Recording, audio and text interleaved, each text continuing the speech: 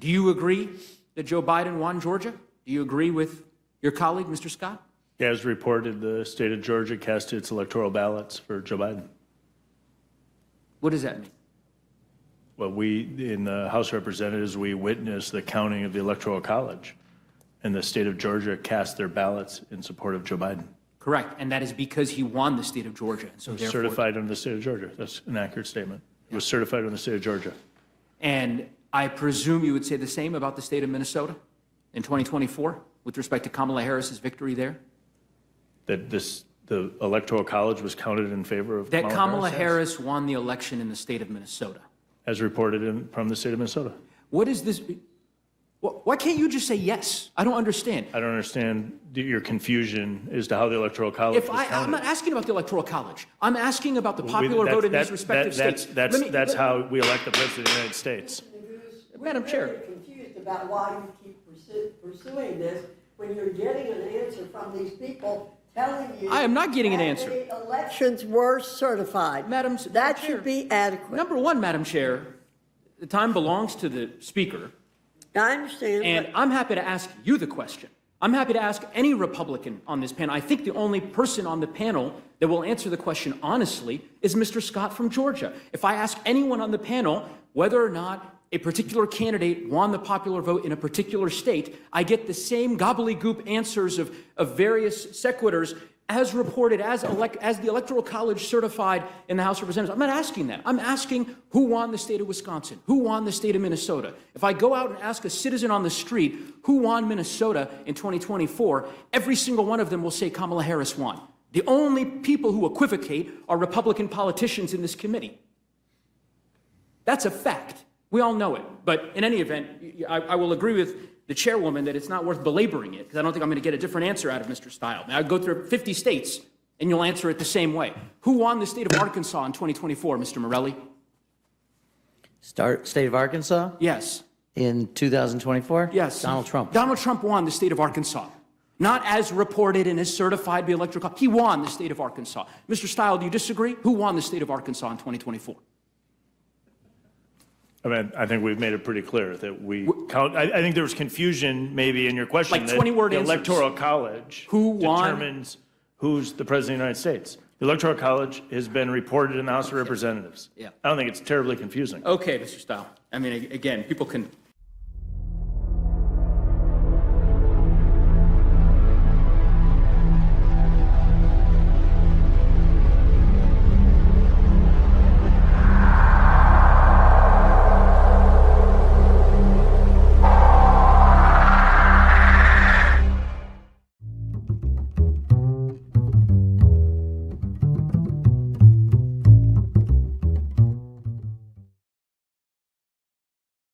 Rich, get really, really rich, it has an impact on you. The rich getting richer and richer and richer, and ordinary people owning fewer and fewer assets. That affects you because the rich are competing for the same resources that you need. There's only a certain amount of things in the economy, only a certain amount of housing, only a certain amount of education, universities, doctors, dentists, physical space in the cities. As the rich get aggressively richer, they start to consume more stuff, and that means less stuff for you. And the way that you see that is generally the prices of things that you buy going up. The rich are also competing with you for essentially the ownership of your politics, your politicians, and your media. If your politicians are getting paid 100 grand a year, 150 grand a year by the people, and they can also get paid 10 million pound a year to work for the rich, who do you think the politicians really work for? And when the rich are super, super, super, super rich, and your average taxpayer is increasingly poor, it gets harder and harder and harder for you to compete with them. You have basically found yourself in the same situation that Latin Americans and Africans have been in for a long period of time. You cannot compete anymore for ownership of your politicians with the super rich. And I think this is a classic example of why inequality matters for you.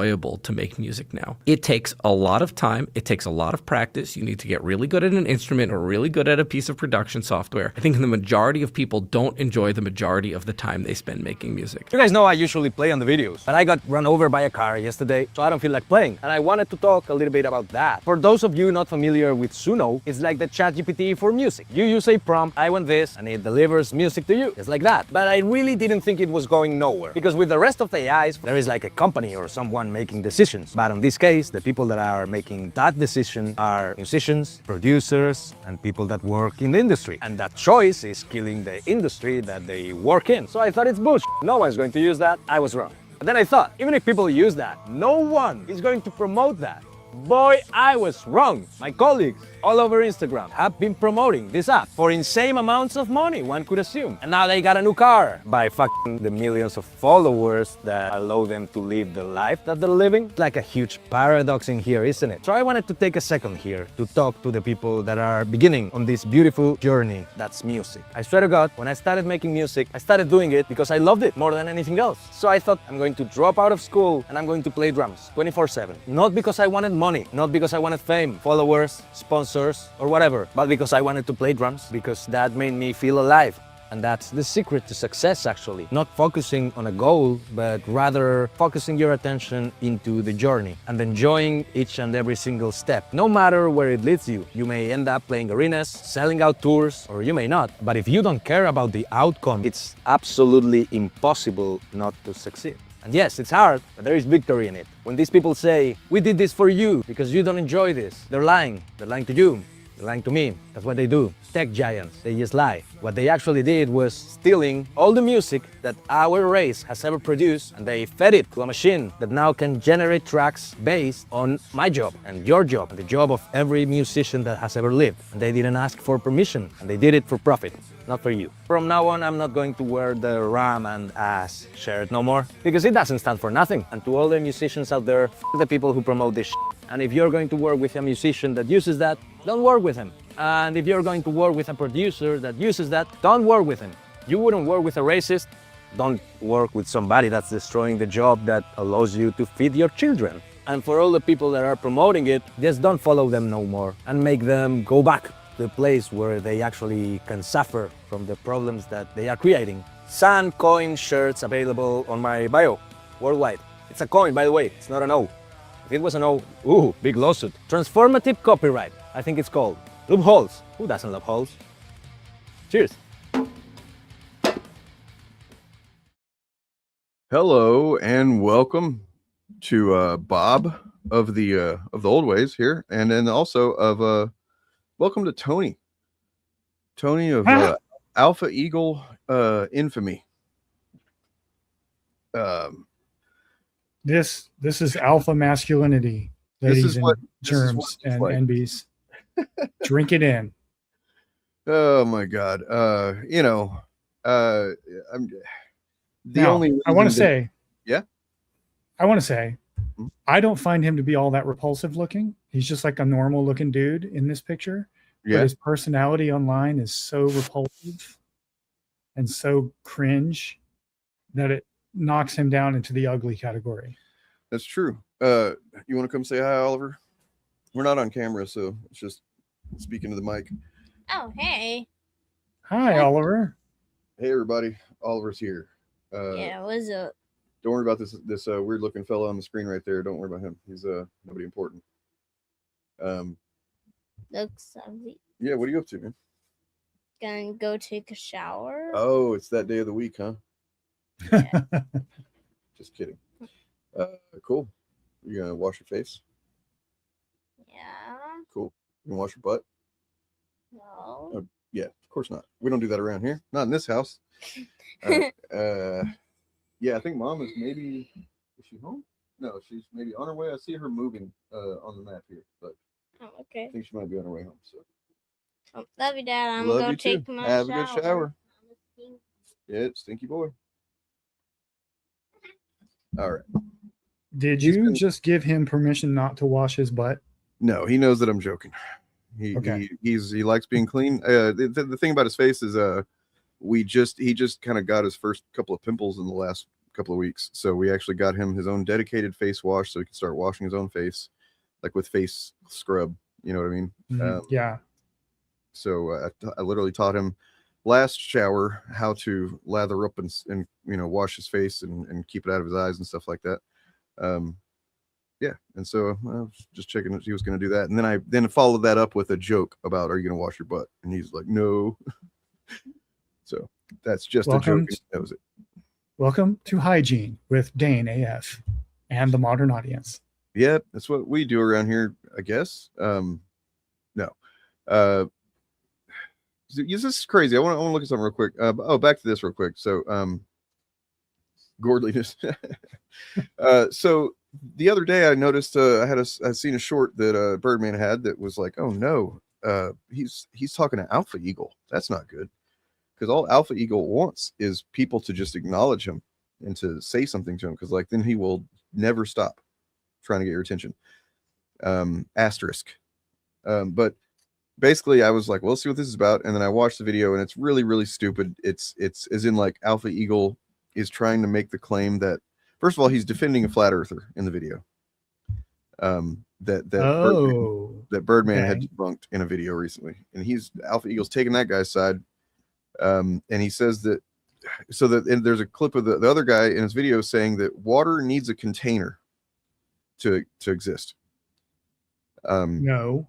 Yeah, and that's Birdman says, okay, well, what about clouds? What about this? And he shows like a picture of a cloud that's like cool looking. I don't forget what kind of cloud it is, but it's like, you know how clouds work. People understand what a cloud is, right? I think not Alpha Eagle. No, he was like, that's not water. And it's like, yeah, it's water vapor, you dipshit. Anyway, so I commented on that short saying, hey, Birdman, Beta Birdie we've had some encounters with him, quite a few actually, over the last couple of years, and basically just kind of letting him know that if he continues to kind of feed the troll, that this troll will hang on like a goddamn dingleberry, and he won't let go. And I also, passed on the information that, because I know that Alpha Eagle loves to attack people's appearances, I said, just so you know, we found out that he's a middle-aged, pretty obese guy that, goes by the name Tony Beers is his real name. And just figured I'd pass that along. And then I see this yesterday, and I'm like, oh my God, what have I done? So apparently, because I'd never seen this picture. I'd seen like some video, like images of him in his videos on his old channel or something that like you couldn't really make much detail out, kind of thing. And then like one other social media post that he posted in the Geeks and Gamers Facebook group that he's in. But this was like, oh God. So you can tell Birdman just took that information. It was like, oh, okay. I'm gonna arm myself up on this Alpha Eagle character. And Birdman's internet kung fu is incredible. He's yeah. I mean, there's some people that might be put off by it. And in fact, there's some people in the comments. Most of them were just roasting along with Birdman, but yeah, there's some people get uncomfortable at that kind of thing. I don't get it. Like, oh, I know these people are terrible and they want to see, a large chunk of the population die and suffer horribly before they die. But I think it's just kind of rude. I don't get that shit. Like, Yeah. if you don't want to engage in it, don't engage in it. You don't have to appreciate it. You don't have to like it. But just like, nobody cares that you're upset about it. You're offended by it. You know what I mean? It doesn't make you look like the superior person or something by doing that. I'm normally like not into making fun of people's appearances, because people can't help the way they look outside of they can have proper hygiene and all that, but their facial structure was not their choice. However, if they are the type of person that makes fun of other people's appearance, then they're fair game. Yep, that's what I think. That is what I think. And I also be sure to tell Birdman that Alpha Eagle, the first encounter I had with him, he ended up telling me that basically I'm reductive about it. The joking way that I say it is that he believes that conservatives have dogs and liberals have cats. Because when I first encountered Alpha Eagle, I said something about my cat, and he's like, "Oh, of course you'd have a cat, liberal," or something like that. And it's like, what? Do people really think that way? That's fucking. I've encountered that before, and I don't get it either. Yes, because I've known plenty of conservatives who have cats. It's I think it's something to do with like what I imagine it is this kind of dumb mechanism that makes them hyper gender partisan kind of thing, you know, and they see dogs as male and cats as female. You know what I mean? That's what I think. It is. And so therefore, because it's female, it can't be. It has to be a liberal. Yeah, you know what I'm saying? That's how their fucking brains. Some people, I think they're trying to tie into the idea of the cat lady. Yeah, that's what the unmarried cat lady who like is subverting her maternal instincts by having cat kids or something. I've always thought it was just like they don't like that cats don't need your approval. You know Maybe what I mean? That could be it too. Yes, cats require more consent than dogs. Dogs are willing to play the hierarchy game. You know what I mean? And conservatives need their hierarchy. They love that shit. Cats are just like, I don't fucking care about you unless I happen to. And in that case, you better care about me or I might swat you. Yeah. Cats require a lot more respect for boundaries and consent than dogs do, generally speaking. Yeah. Yeah, he's never. At least that's the stereotype. They're never going to let him on there. But we do have somebody tonight that I was very surprised. I sat down to watch the video by somebody I've watched his videos for years. If you recognize the art and the thumbnail, then you already know. But yeah, I sat and watched this video and I was like, holy shit, he's doing this. He's like going right at Nerdrotic and he's, you know, layering it in lots of irony as he tends to. But it's internet comment etiquette. Eric, Big Money Salvia himself, who I used to say that I took a little bit of inspiration from with my earlier content and some of the comedy that I would use, kind of stuff. So him and Creationist Cat / Hey It's Vadim, those were two guys that I felt like my comedy stylings and my video essays were a little bit aping off of. But yeah, other than that, before we get to that, so did you see this chick that this reporter that she's some journalist apparently that during the Mitch McConnell thing when it was first kind of going on and they were like, what's going on? And, you know, she was like standing outside of the hospital or outside his house and she kept giving reports on what's going on. And she was kind of the tip of the spear for a few days there, it seemed like. Did you see her? No, I don't think so. It was bizarre because it's like, wow, she's doing a pretty good job. I've never heard of her, I don't think. I don't know. I don't even know who she works for. And then in one video, she was like, I'm independent. I'm doing this because I just want to bring the news to the people. Well, the fine folks over at the Bulwark, fine folks, asterisks, because at least that one lady, Longwell or whatever, she sucks. But they figured out who she was in the past, and this was kind of wacky. Hey, Townsend. She has been doing stand-ups outside of the hospital that Mitch McConnell is allegedly at. Who is she doing those for? The public, the American people. Just putting it out there? There's not like a station paying or anything like that? Sam, that's a good question. On her LinkedIn, she says independent journalist, but I had somebody flag for me something that was... I don't even think I can put words to it. So they recognize Desiree Townsend from a past life. Desiree Jennings is the pretty ambassador for the Washington Redskins cheerleading squad who claims she developed a rare neurological disorder called dystonia after receiving a seasonal flu shot. We found her walking normally, playing with her dogs, going shopping, even getting behind the wheel of a car and driving. Hard to believe the woman we've been discreetly observing over the last few weeks is the same woman we met during the height of the flu shot scare. Let this just be a warning to people, because I don't know about you guys. So I don't know if you saw her whenever I don't even know how long ago that was, but I remember seeing that woman in news clips. I never saw that. I remember the flu shot scare, but I never saw that particular bit. It struck me then as like, this is clearly bullshit. Like, this is not, you know what I mean?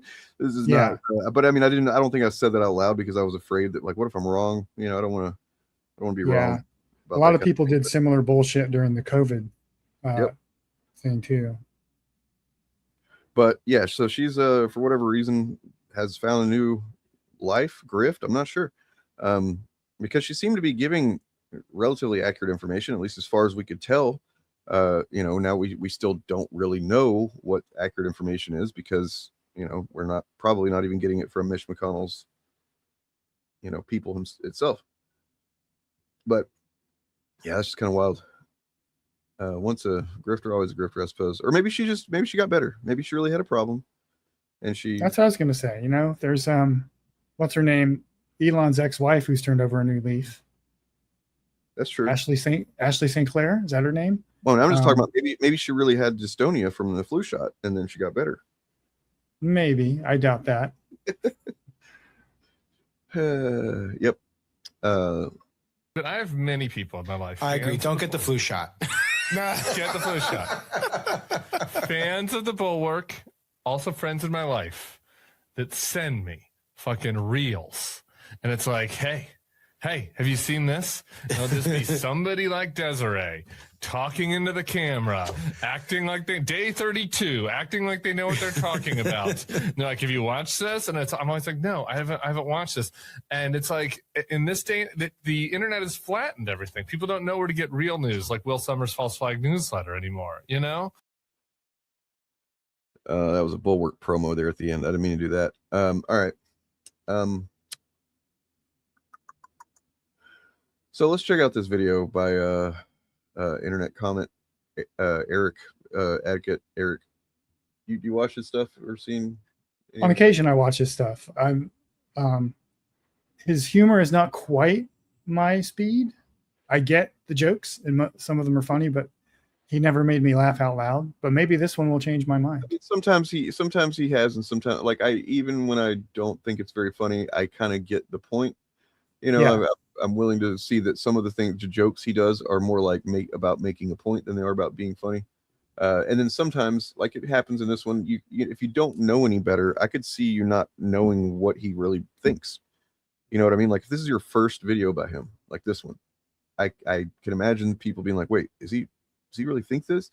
Because he's being very, very ironic at some points, and then coming out of the irony in a ironic way, from the perspective of pretending that he's actually being the thing that he's being when he's not being ironic. And so it's kind of layered, and yeah. See if I can get this damn thing to play. It's crazy. It just won't pop up in my window here. That's weird. All right. We'll do it live. Fuck it. We'll do it live. I will call it up too. Maybe I can, if you can't, maybe I'll be able to share this. Yeah, screen. I can just share the screen and play it on my dang thing here.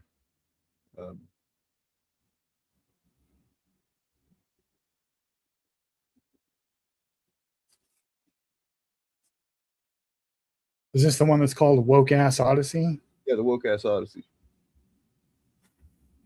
There's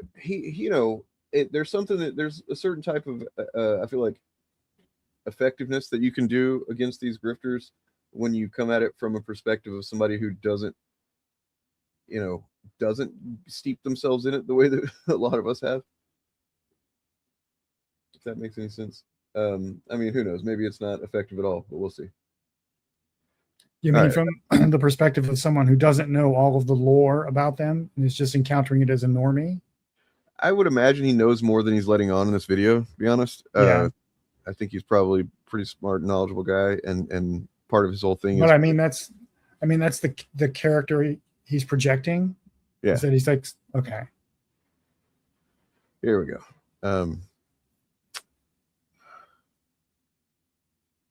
Welcome to Internet Comment Etiquette. As you know, this show is all about calling out the woke agenda that's ruining our entertainment industry. That's right, Hollywood. I'm coming for you. You're not going to make a dime off of me.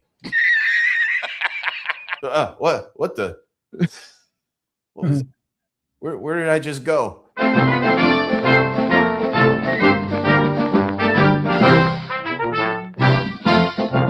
Anyway, today we got another woke-ass movie coming out, this time from Christopher Nolan. Or should I say Christopher No Men? Because no men are going to want to watch this woke garbage. The Odyssey official countdown trailer. All right, let's get the woke counter up on screen. Sick, and play. This is actually the first time when I watched this earlier was the first time I'd seen a trailer of this at all. Oh, hang on. Enhanced. Okay, that's Zendaya, so that's woke. She just is now. Deal with it and play. All right, Matt Damon, he's cool. Death. Anne Hathaway, no problem there. Death because a kingdom waiting for a king. Up, hold up. Enhance. Yeah. Just as I thought. That guy's not Greek, so that's woke. And play. Oh, blood. Oh. Enhance. Is that fucking Lupita Nyong'o? Because I'm her #1 fan. I mean, I love her work, but I guess she is playing Helen of Troy, which sucks because that's woke. The gods. Nope, hold up. Now that's a gay man if I've ever seen one, and I can openly tell. So that's woke. This is not looking good, guys. I'm just gonna stop it right there, and let's see if we can find anything woke in this crowd. Yeah, I don't know. Maybe that guy? Hard to tell. I might have to watch this on a bigger screen. Well, I'm not happy about how woke that movie trailer was. And I'm not alone either. The face that launched 1,000 what effects? The face that sunk 1,000 ships. 12 seconds. I'm vomiting. In Greece, we are gathering funds to take this to the court. This movie is an abomination and insult to Greek culture and history. See you in court, Mr. Nolan. Helen of Destroy. Helen of Wakanda. This is why nobody will remember your movie name. The face that emptied 1,000 seats. A loser keeps Helen. Look at me. I'm Helen of Troy now. Why everyone hates this movie so much? You know what? I'm getting kind of sick of seeing like the exact same comments over and over again. Not just as an etiquette teacher, but as an anti-woke warrior as well. Because like, I don't want my side looking this dumb and predictable and boring. Because then the media will stop covering us. And then I'll lose all my subscribers.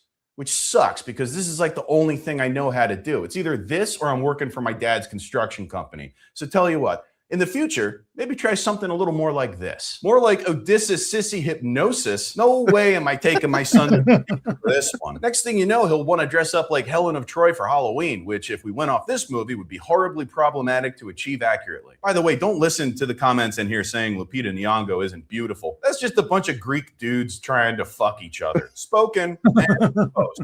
Yeah, see, that wasn't woke. Not quite my tempo. Okay, it just happened again. What is going on? Anyway, let's dive into just how woke Christopher Nolan is. Really, with a little bit of help from my friends. They are. So that's a great bit because so many of these like Nerdrotic and Critical Drinker types put in little sound drops like that all the fucking time. Yes. And Drinker especially uses the same 4 basically over and over again. It's it's pretty absurd. But yeah, that's yes, that's one of the more high level ideas that he's conveying in this. I think that's you have to be somewhat familiar with their content in some unfortunate way to be like, I get that. Odyssey Backlash is a disaster. Will it flop? By Nerdrotic. Oh, this guy's great. Yeah, he's always first to cover this stuff. I very much look up to him. And play. Part of what we do here in this silly, inexplicable, yet wonderful gig, and that's thanks to you, is pattern recognition. That's right, because pattern recognition is flawless. No false positives. For example, it was pretty easy to figure out that the Rings of Power would be a subversive adaptation of Harrison, I've got very good news for you. And if you know the deeper filmography of Mr. Simmons, then you know there's some pretty good choices coming up here. Tolkien's work, if you even want to call it that. Yup, we were right about that one. Rings of Power. That show wound up sucking, and it was because some of the elves were woke. Or Snow White, which was a subversive adaptation of the film that made Disney. Oh, I covered that one myself, and yeah, I was right. That movie wasn't that good. Or the most recent example, Supergirl, which I haven't seen Supergirl yet, so I'm gonna skip past that. I'd like to go in fresh so that I can do a video about how much I hated it. As everyone knows now, Lupita Nyong'o playing Helen of Troy and her twin sister, who isn't a twin sister in the poem, Clytemnestra. Now, I can see Lupita Nyong'o being the face that launched 1,000 ships because it didn't match her Greek Tinder profile. Oh, we're mad because she's not Greek? Oh. All right, my bad. I thought we were mad in a different way. So it's because she's not Greek. Okay. But thank God we have the completely unbiased access media here to explain everything to all the plebs, like the Huffington Post, every major controversy surrounding Christopher Nolan's The Odyssey. Okay, yeah. You see that? That's great for us. The more headlines that we create, the more people will get funneled into our anti-woke content. We're the ones coming out on top here. Will The Odyssey flop? And the honest answer is, I don't know. Whoa.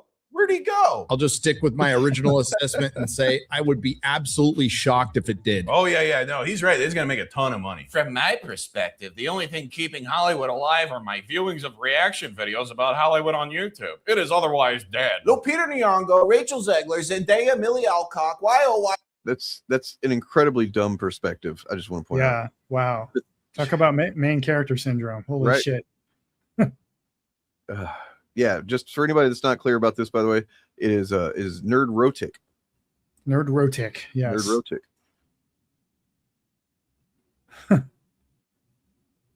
As Hollywood shifted from casting genuinely beautiful women to pushing 3s and 4s at us and then calling the audience toxic when their films flop. I found another gay dude. Don't you wish we had a Harvey Weinstein in charge No, now? not at all. I'm starting to think this is actually gonna bomb, and I hope it does. Will it flop? That's like asking, will water be wet? Already flopped. And it's great. It's not a question that if it will flop, but how hard will flop. I wanted to see a movie with my family on the 4th, but our options were Supergirl or The Odyssey. We stayed home and played games, popped our own popcorn, and had a great... There's some, I don't know if they're bots.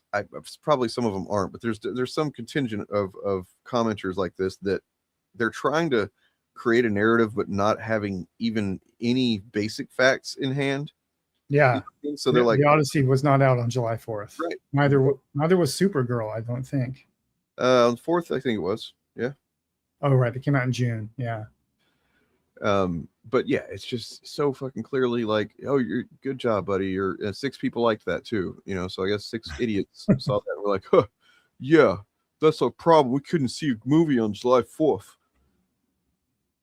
Time. No, you didn't. The movie's not out yet. The Odyssey will flop and they will blame us for its failure. I've never heard of Christopher Nolan, and I'm proud of it. I'm 53. I stopped watching movies a long, long time ago.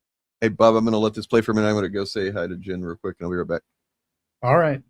All right, well, that's a valuable viewer to have as the anti-woke movie guy. Here's my comment. Yo, what up? I work for the movie companies that make this woke shit, and I just want to say thank you for helping us promote our films. We didn't think it was necessary to make things woke at all until we saw just how much attention we got from all of you weird losers. You're bringing big volunteer firefighter energy to this conversation, man. You look like you had a holster for your cell phone in the early 2000s. We're like nerd ROTC. Look, we know you guys care very passionately about these franchises, and it brings us nothing but joy to fill them with what you would call woke, but if you were to actually call it what you want to, it would be a hate crime. Now, mostly as an industry, we are still very racist, more racist than you, which is saying a lot. But I'll tell you what, pissing you guys off guarantees a movie to sometimes double its box office because of all of the anti-woke YouTubers who have to go see it opening night. We're throwing in all kinds of woke shit now just to get your butts in the seats. Check it out. We're going to remake To Kill a Mockingbird, but with an all-Latino cast, except for Tom Robinson, who's going to be played by Zendaya. You guys are going to lose your fucking minds over that, and we're going to be laughing all the way to the bank. We're also going to rig the Oscars so it wins Best Picture, and then when you all whine like a bunch of spoiled whores, we're going to turn your tears into money to buy baby blood that keeps us from aging. In conclusion,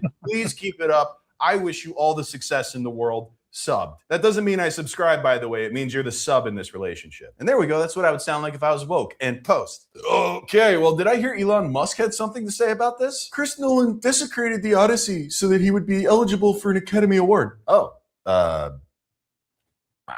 I guess so. Nolan hasn't even released the movie, and somehow it already has trailers, reviews, boycotts, culture war, Oscar debates, and free marketing from Elon. Hollywood wishes it could buy this kind of promo. Exactly. Hey, Grok. I see, yeah, what do you want? Send this guy a picture of Chester Cheetah with huge tits. Oh, yeah, no, I'm making that. Here you go, Abbagiano. Nice, dude. Yeah, see, I knew you wouldn't be woke about it. You didn't even censor the nipples. That's fucking crazy. How are you allowed to generate that? Prego, you said I fucking do it like a presto. Look, I'm in another pizza pie. All right, well, I didn't tell you to send another one, though. Hey, what's that? You want another one? No? Okay, hey, here you go. Okay, stop.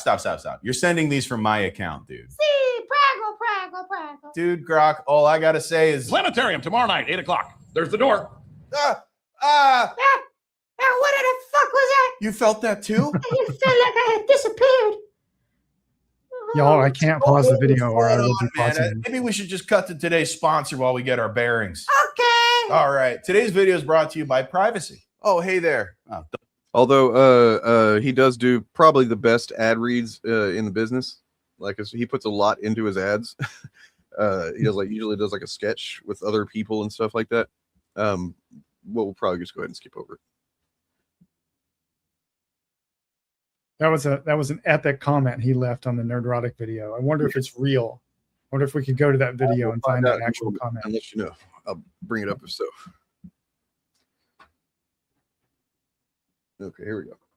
All right, guys, welcome back. And yeah, we are covering the woke travesty that is Christopher Nolan's The Odyssey. And some news just came across my desk. Apparently, one of the actors in this movie is trans. I bet it's this one. I mean, I don't know. With those lips don't lie, people. And look at those eyes. I could get lost in those eyes, and that only ever happens with women. Oh, wait, it's this guy. Transgender actor Elliot Page has been hilariously mocked whilst out promoting his role as a Greek warrior in The Odyssey. Yo, hang on. Is this news program on my side? And this commentator doubled down, hilariously saying, "I taught Homer, withstood 2,800 years. This film won't withstand 2,800 days." I mean, that's 10 years, but I see his point, and I agree. Homer didn't spend time on the women because the story isn't about them. I hope that this movie makes $0. What the hell is even happening? Please, God, enlighten all the lost souls. This is... So I don't know. I guess we can go through it together. But so far, I have not seen it. Okay. I suspected they were fake anyway, but Well, I don't want to have that ruined for me. I would really love to see that it's not fake, you know?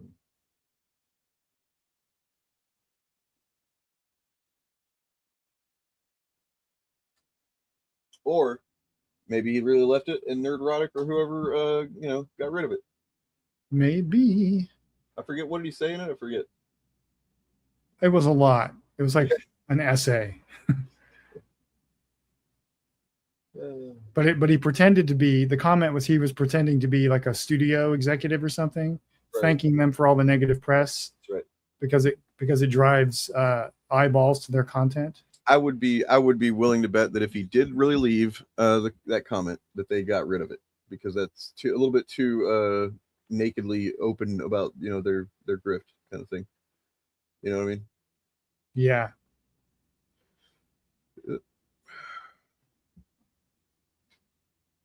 Not a movie, it's a mockery. I wish a rival would fund a real version of Odyssey. Elliot Page is playing Sinon, not Achilles. Is he a hobbit? Wow, I agree with everything I just saw. But because they're Australian, I gotta be disrespectful. That's just good comment etiquette. Check it out. Hey, what's up? I'm a normal guy, and I'm still just gonna go see the movie. I think it looks cool. Christopher Nolan makes great theater experiences, and it's shot on IMAX, so I'm definitely gonna get high beforehand and go with all my friends. Oh, sorry, friends are people that you meet in your life who then invite you to things and want to hang out with you. Anyway, I guess feel free to continue this conversation among yourselves when you all bump into each other opening night in bumfuck Australia, which is all of it. I'm surprised they're even releasing this movie in your country, considering you people are all broke from constantly paying each other's bail money. And obviously, I wouldn't say any of this shit in front of you because I'd probably get glassed by a stranger behind me who didn't hear me and was trying to glass somebody else. Yo, real quick, if you're still reading this, I want you to imagine Chester Cheetah with big fat tits in a bikini.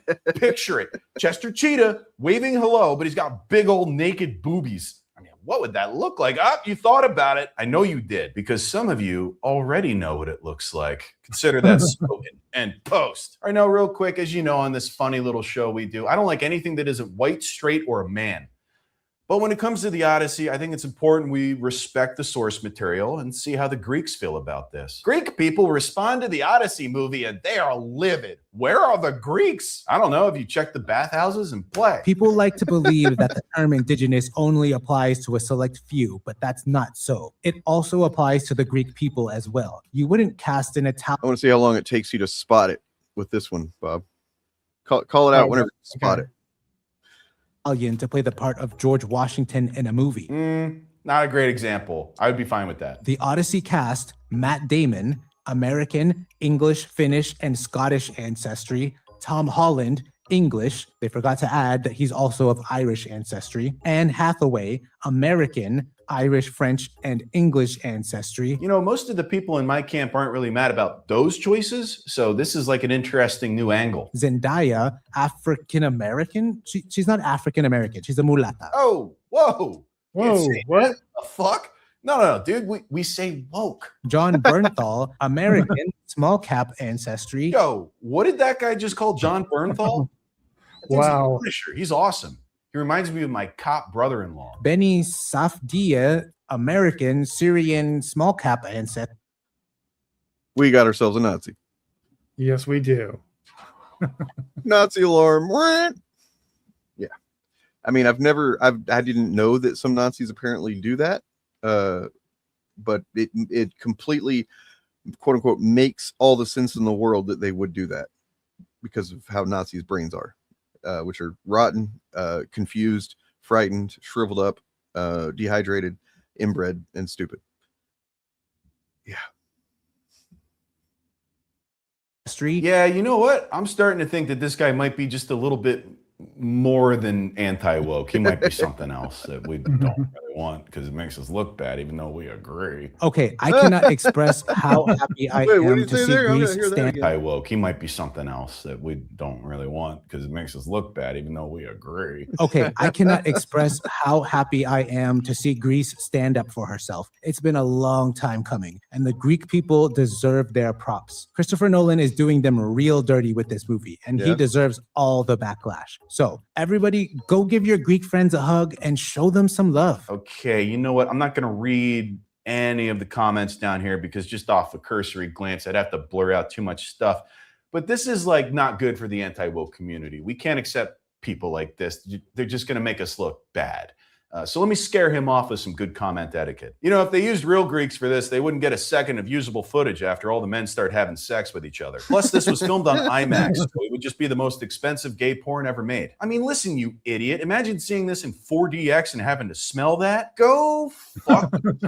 Yeah, I'm talking to you, guy who uploaded this. This is why you only have 127 subscribers, because you don't know how to keep it in your fucking pants when it comes to dog whistles. The rest of us anti-woke Argonauts know what words to use, and you don't. You're exactly what an Antifa account would say to get us all in trouble, fucking fake fan. And just one more time, fuck Greece. I got my wallet stolen there by an orphan, of which there are many because their parents keep abandoning them to move to New Hampshire. And get out of here. All right, guys. Well, hopefully I said enough crazy shit in this video to get a couple headlines out of it because my trad wife is pregnant with her 5th child, and this is our only source of income. And don't forget to ring that bell. Only 8% of you watching are subscribed, and that makes me feel like... Get undressed. We're taking a shower. Yep. I already took a shower. Oh, that's okay. When I'm done with you, you'll need another one. What the fuck is happening to me? Eric, you hear about Mitch McConnell? Oh no, what happened? I'm checking out this Patreon DM and it's not looking good for him. Nah, dude, I'm sure he's fine. Don't be fucking woke. All right, good night. Big money, Salvia City. We're in big money, Salvia City. Big money, Salvia City. Yep. Good stuff. He did it. He defeated Nerdrotic, I think.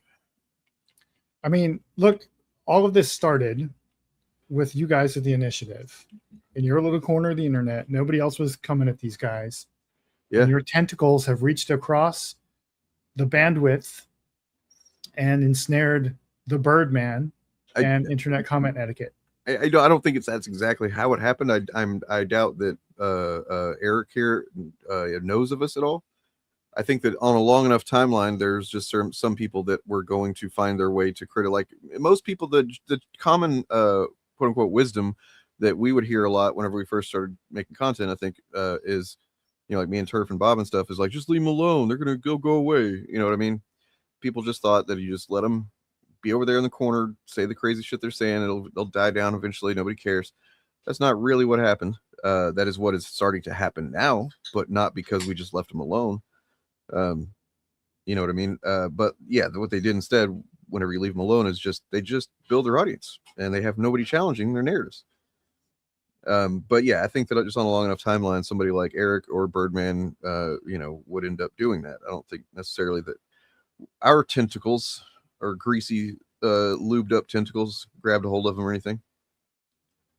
In fact, I remember you give yourself. Birdman, well, I think it's happened, sure, but I think Birdman in particular, I remember whenever he made his first video on this stuff, and Bob, brought it back. Other Bob brought it to us and was like, "Hey, Birdman's out here saying that, like check out what he says in the end of his video or whatever." He says, because nobody else can do it, so I've got to do it or whatever. And we're like, "Wait, hold up, nobody else." And that's when we actually reached out to him on Twitter first publicly. We were like, "Hey, man, all for bravado, all for swinging your dick around. You got to do that with these guys. But fact is, we've been out here on these streets. You know what I mean?" And he's gone on to give us our flowers since then. But I think you should give yourself 12% credit. Yeah, 12%. Yeah, it's 12. Like in the Avengers. Like Harrison James says here, y'all were the first domino, and we can't know. It's a counterfactual. We can't know if you had never done it, whether Birdman or Internet Comment Etiquette would have done it or wouldn't have. We can't know that. But the reality is you guys were here first, and that had some effect on the discourse. How much we can't measure. So 12% seems fair. Yeah, I think that's true. I agree. I mean, matter of fact, I do, now that I think about it, I have a comment screenshot somewhere from Birdman where he literally gave us props for this. To find it, but essentially, it was in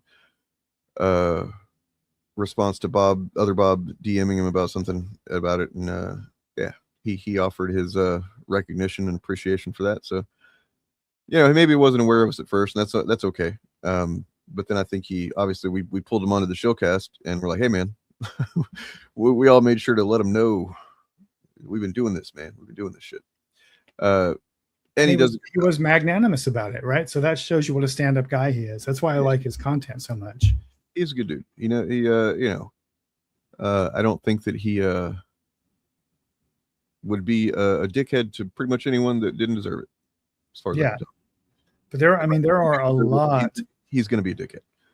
Yeah, there are a lot of content creators out there who, if they had done what he did, thinking they were alone, and then you reached out to them and said, "Hey, we've been doing this for years," would have either ignored you or said you were lying or like clout chasing or something like that.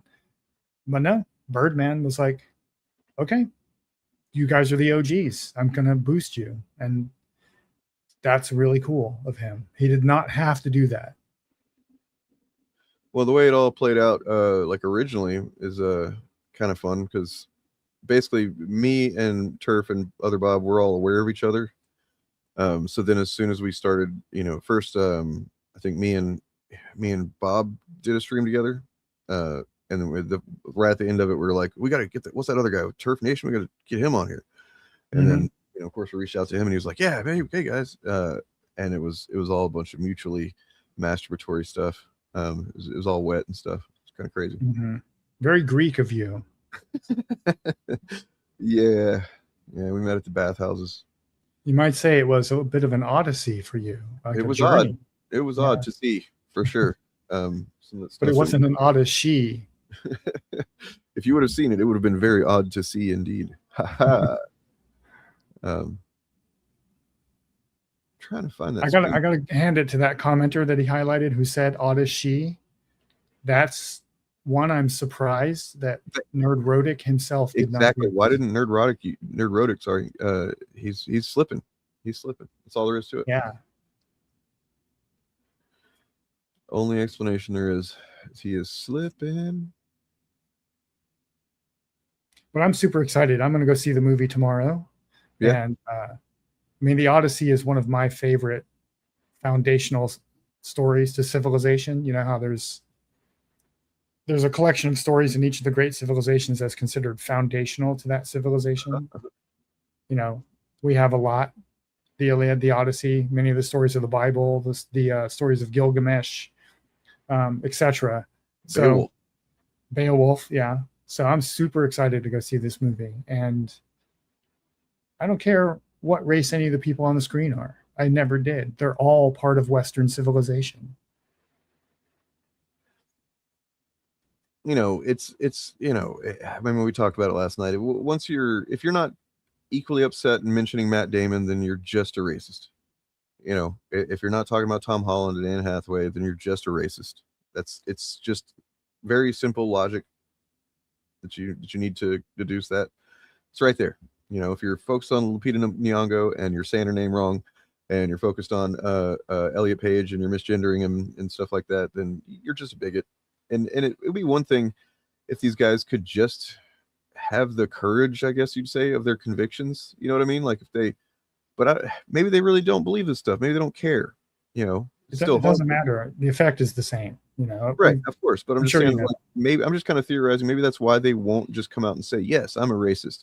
I'm a transfer," because they don't actually give a shit. They're just grifting, and that's the or they don't think they are. They're like those people who don't understand what racism is, so they think they're not one, but they do it all the time.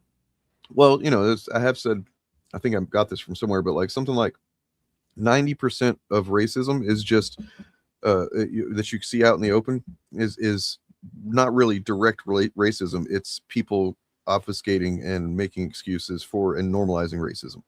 Yeah. You know, there's direct racism, and then there's the rest of it. The vast majority of it is the stuff that like these guys do, where they just are giving their audience ways to, you know, avoid cognitive dissonance or avoid actually thinking of themselves as bad people while still, you know, spewing the racism. Yeah. And more fundamentally than all of that, if your argument conflates culture and race, which all of these guys' arguments do, you are a racist. This is what their content is, man. This is right there. But I do want to answer this question that, yes, Harrison, I have listened to the audiobook version that this is based off of, and it's excellent. I highly recommend it. It's the Emily Wilson translation, narrated by Claire Danes, and it's great. And I've always said that stories like the Odyssey, the Iliad, the Epic of Gilgamesh, Beowulf are ideally consumed as audiobooks because they were oral traditions. So that's how they were meant to be consumed. Oral. But yeah, I'm re-listening to it right now, just, you know, have it fresh in my mind. But it's really interesting to have the story read by an American woman, because but every other audiobook version I've ever heard of the Odyssey is narrated by a British dude. And no shade on British dudes, because they've had some good ones. Oh no, lots of shade on British dudes. So I don't. He's not speaking for me when he says that. Guys like Ryan, Pillar of Garbage. You guys know what you did. You know what you did. But yeah, it's a great translation too, because what Emily Wilson did was go back to the original Greek and translate it directly into modern vernacular English, whereas almost all other translations have romanticized the language and tried to elevate the prose in the story to make it sound more Shakespearean or more Elizabethan or whatever. And one of the things that previous translators did was try to whitewash or sugarcoat some of the original Greek words like slave or rape, when those were the actual Greek words. So she just includes the actual direct translations. And she also consulted the journals and interviewed like veterans of war to get kind of a feel for the rhythm of how they talk to each other. And she incorporated that into the dialogue, the construction of the dialogue between the soldiers in the story. Which is why Tom Holland says dad instead of father, right? Yes, because that's how they would have sounded to each other, right? That's why I never object to people using father is very kind of high society speak, right? Yeah. Like if you think about who would say that, you know, would any of your friends that you know that you grew up with call their dad father, unless they were rich people? Probably not. Yeah. And that's why I never object or rarely object to adaptations using colloquial English or colloquial whatever language of the nation that made it. Is because that's how those characters would have sounded to each other. They didn't walk around speaking Elizabethan English or really highfalutin stuff. They talk like we do. They talk to each other casually, you know? So Telemachus would refer to Odysseus as dad and not father. That makes total sense. Just showing some classic memes here, man. I got a folder of just like my favorite memes ever, and just kind of going through those. This is a classic right here. I love it. Come on now. I think you should have gone for the more Norse spelling and called her Grey Dolter. I didn't make this. I wish I had. Okay. Yeah. Well, whoever made this meme, if you're out there, they look up the Norwegian. Well, I know it's like that phrase. DOGHITER or something like that. It's in English. It's DOTTIR, Dolter. So it's Grayson and Grey Dolter. So there's actual athletes. I think there's a female strength athlete whose last name is something Daughter, and that's how she spells it. She's from Iceland. But anyway, I think it would have been funnier if somebody had done it grammatically correct that way.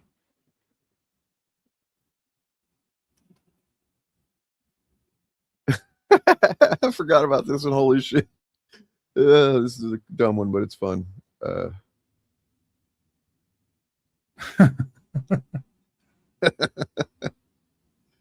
Elon sucks. Did you know that Elon Musk is an anagram for Leon Scum? No, it's great. I mean, it makes perfect sense. Oh, and you barely have to move any of the letters around. You want to see some AF originals? I got some AF originals here. Let's F that taco, Daddy. Let's fuck that taco. All right.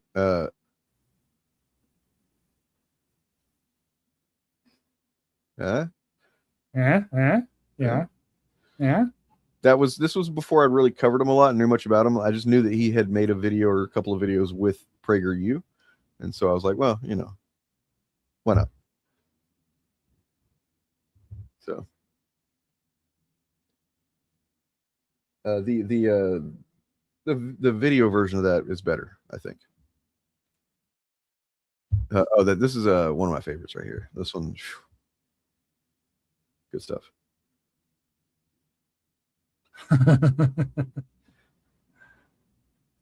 This is a good one. I've seen a different version of this where he pulls the mask off and the sign switches to a snake with a boot on its neck and says, "Tread on me, Daddy." Yeah. Yeah. I'm sorry that you have such low energy, man. We should, I don't know, maybe you got low T, bro. Do something about it. Drink an energy drink. Do some drugs. I don't know. Yeah, it's just a lull in the conversation, bro. You know, it happens. It's the end of a stream. Oh, was he talking about us? I didn't know he was talking about us. Maybe. I don't know. Maybe if he has higher energy, he'll let us know. Oh yeah, God, these are some classics right here.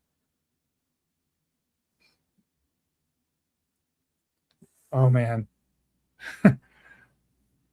Such an embarrassing moment. And like the Godzilla was right there. Well, but it didn't count because he said recent. He said newer. That's the thing. He built his trap and then stepped right in it. Yeah, that's true. And then none of the films he named were Japanese, right? Which is what the meme you just showed was about. He makes the bold claim that people in the West are getting more invested in recent Korean or Japanese cinema because it's not as woke as American cinema. And then his interviewer goes, "What are some recent Japanese films that you are thinking of?" And then he couldn't do it. Just couldn't. And that guy wasn't even a hostile interviewer either. Apparently that was a fan of him. Yeah, that's what's crazy is that guy, you know, I've never seen him again anywhere or anything. Nothing against him necessarily, except for if he's a fan of Drinker, I guess, yeah, something against him. But yeah, weird shit.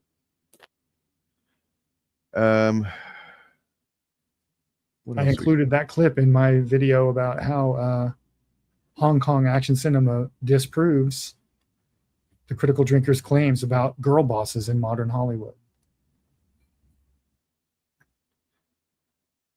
Yep, and it's good video.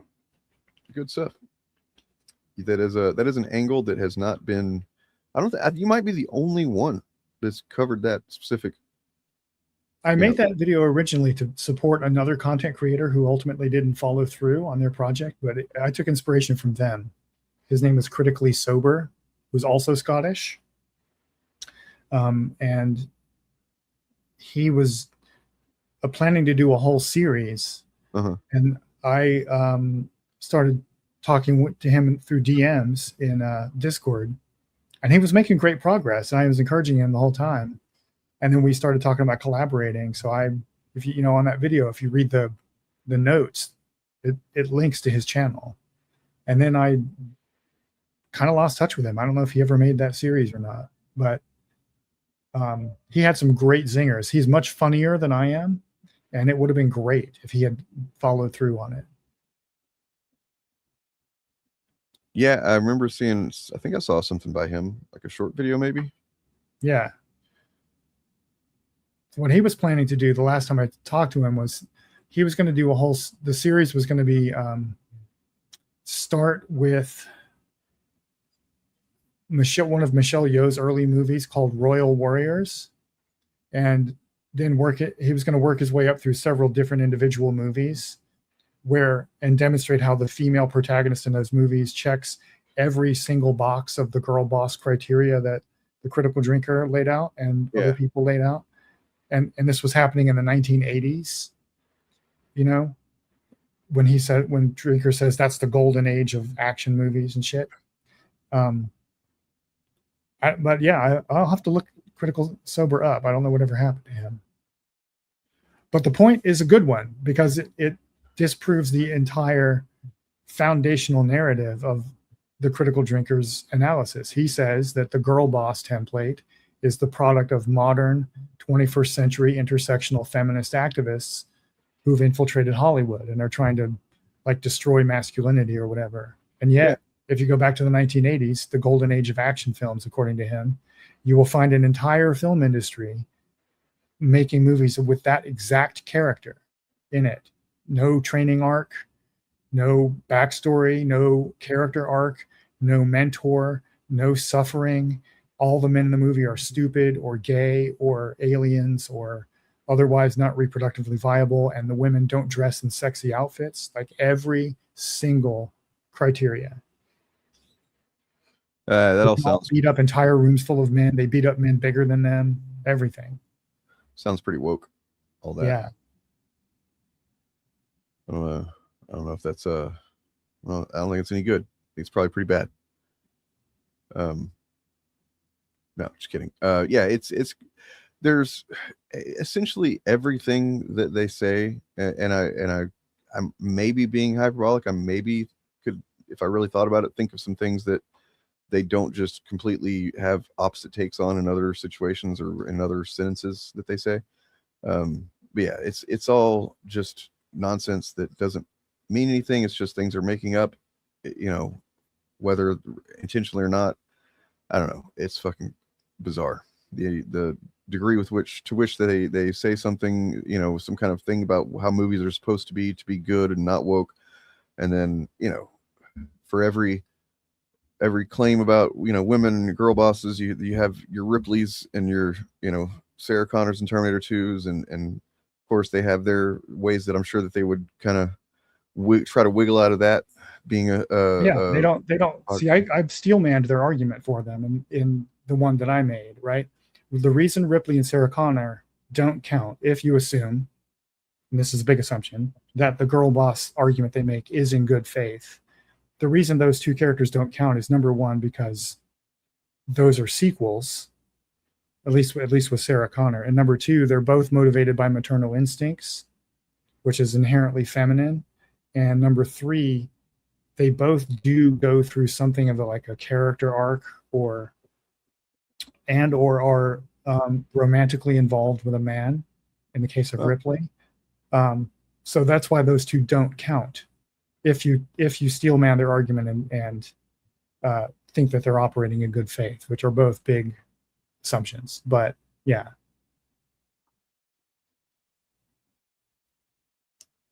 But it is also true that if those two characters came out today, exactly as they are constructed in Terminator 2 or Aliens, these guys would call them girl bosses and hate them and put them in thumbnails for years to come with big googly eyes or muscle mommy bodies. Absolutely.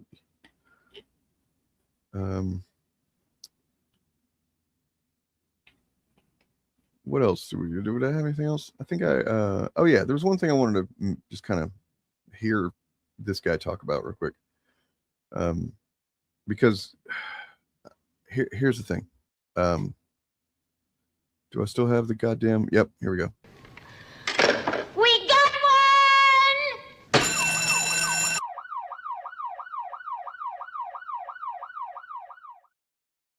Welcome to the show. Hope you guys are having a great day out there. I got some breaking news for you, bro. And let me tell you, this is gross. I mean, this is nasty stuff. You probably already know what it is if you're reading the title, but oh my days. So I have that. I got a lot more on top of that for you. Also, later on, Trump is demanding trillions of dollars for war as Americans are starving. He also keeps admitting to crimes on live TV, seemingly unaware that he's doing that. And then we also have Glenn Beck crying for Israel in what appears to be some sort of disturbing humiliation ritual. So really bizarre stuff. You guys know the drill, man. Subscribe to the channel. Click that bell icon. You can also support the show on Patreon and sign up for Crystal Kyle and Friends on Substack. No Crystal Kyle and Friends this week. We'll be back next week. Sign up for or sub for Corn's World as well on YouTube. We'll be back for that in 2 weeks because obviously I'm on vacation this week. Corn's on vacation next week, but we'll be back at it shortly. But without any further ado, let's go ahead and jump right in. So let me start with this, man. And this is kind of crazy because nobody's talking about this. Nobody's talking about this. But ICE is reportedly ramping up arrests back up under Trump, with the White House pushing for two. I thought it was close to the beginning. Yeah, Kyle's car videos typically have like a shit ton of stuff in them because he makes them on his day off. So he just pours everything into one video. Well, he does that every day basically, but then he does that in the mornings and then he then because like one video per day will have the welcome to the show guys thing at the beginning and the rest of them don't. Yeah. But he breaks them up into segments. Then the segments are in individual videos. But then on like Friday, he just does one long video from his car or his backyard or his bed or something. Okay, but that's what's happening. All right, how about this one, bro? Oh, my days. The GOP's account says, Republican Councilman Riley Carter famously wore a Make Pedophiles Afraid Again hat. He has now been sentenced to 46 years in prison for graping a little girl. What the fuck? He wore a Make Pedophiles Afraid Again hat. Well, you know what? That actually happened because he's the pedophile and now he's in prison and he's going to be there for a long fucking time. These people are sick. These people are sick. By the way, pedocon theory is a theory like gravity is a theory at this point. I mean, how many examples have to be before people realize, like, I don't know, it seems like there's an issue here on the right. How many times did they call trans people groomers and did this moral panic over the stuff? And then they end up being the ones guilty every single time. All right, more.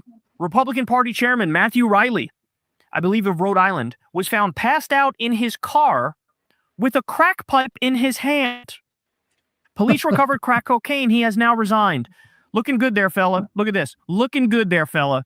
Definitely not looking like a crackhead who's falling apart at the seams. This, ladies and gentlemen, is the Republican Party. This is the Republican Party right here. All right, how about this one?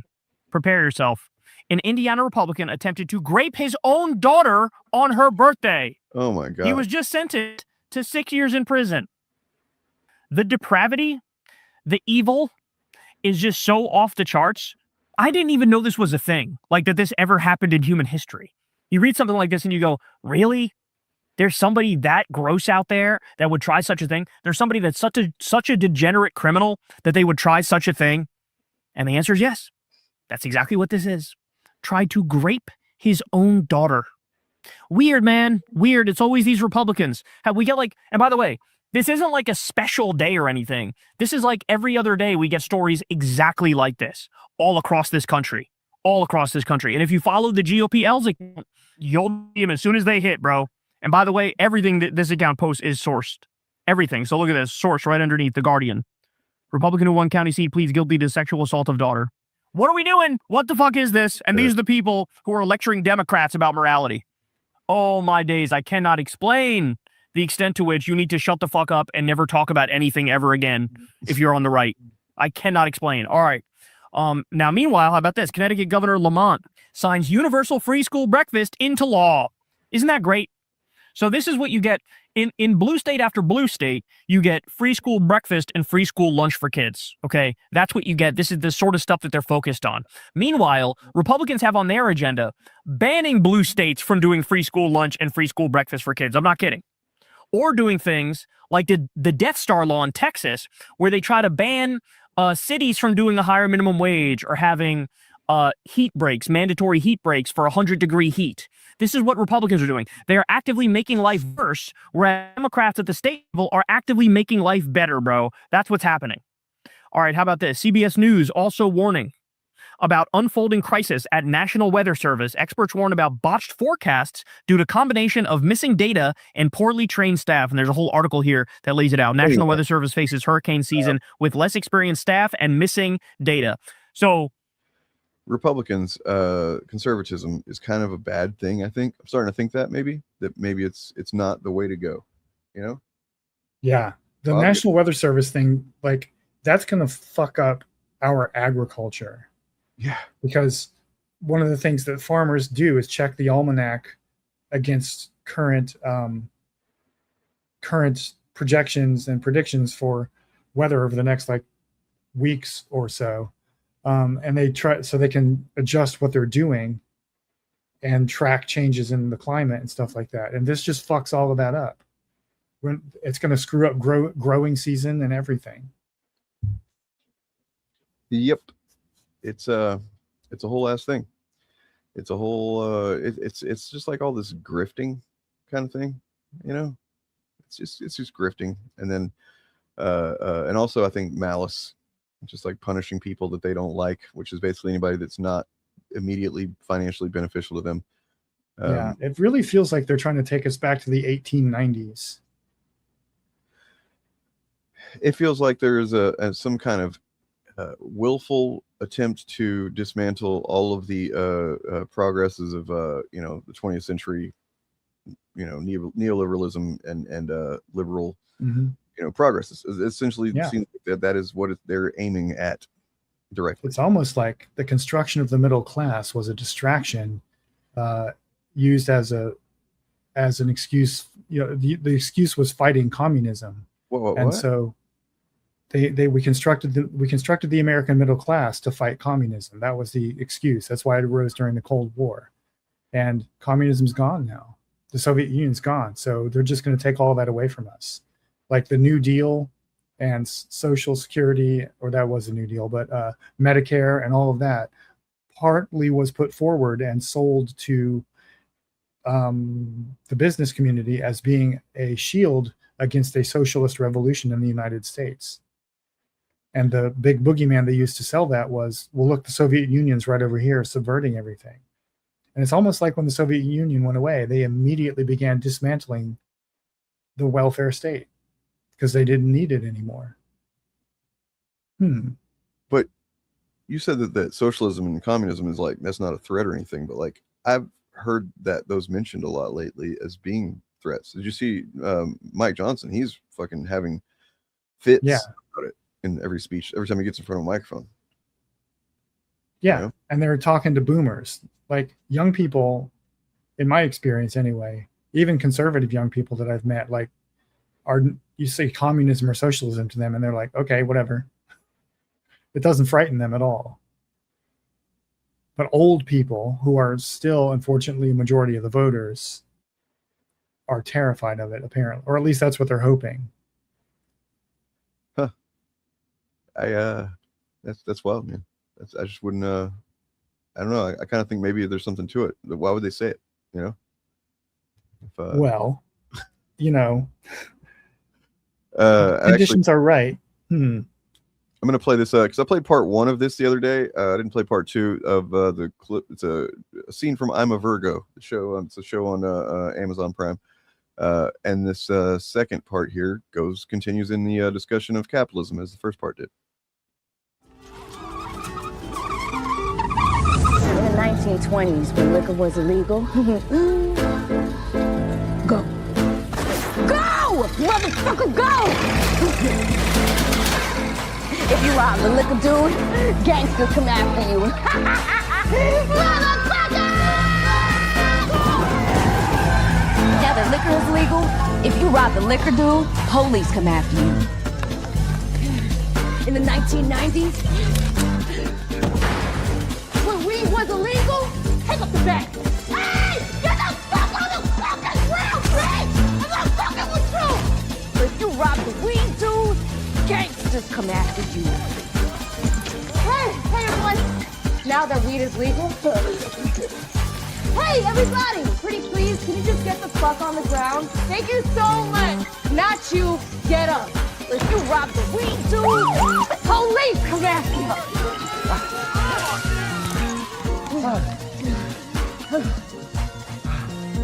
So, capitalism necessitates unemployment and poverty, which necessitates illegal business. The regulation of which is what causes violence. How do you tell the whole working class that poverty and violence are necessitated by capitalism without them deciding to get rid of capitalism? You don't. You tell them poverty is due to bad choices of those impoverished. But how do you tell the whole working class that their economic situation is due to their poor choices? You don't. You tell them that it's the other that's making bad choices. That it's the culture of the other that causes this. You do this via the news, sitcoms, cop shows, and superhero shows. Even when they're smart enough to hide their point. This causes part of the working class, even the so-called others, to identify with the ruling class. A group of us are trying to change this whole thing. If you wanted to stop so-called crime and the violence that grows from it, you'd be a revolutionary. But you're not. You're a tool that helps capitalism run smoothly. A system that creates poverty and the crime and violence necessitated by it.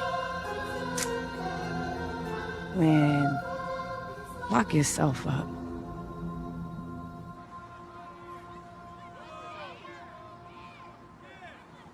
Because it's just notable to me that in a certain span of time, around like before he hit 1 million subscribers as well, when he was kind of buddying up with Benny Johnson. U.S. prosecutors allege a media company linked to conservative influencers who regularly reach millions, including Benny Johnson, was secretly funded by Russian state media employees. And a little busy this week in the old news section of the internet. Jeremy from Geeks and Gamers. I appreciate everything you've done for us. We got Nerdrotic. Gary up on the channel. But I got to bring on the great Alex Jones. Oh, yes! Alex Jones! It is awesome to be here. He grooms his beard better. Yeah. He grooms his Star Wars theory really well. Yeah. Jesus.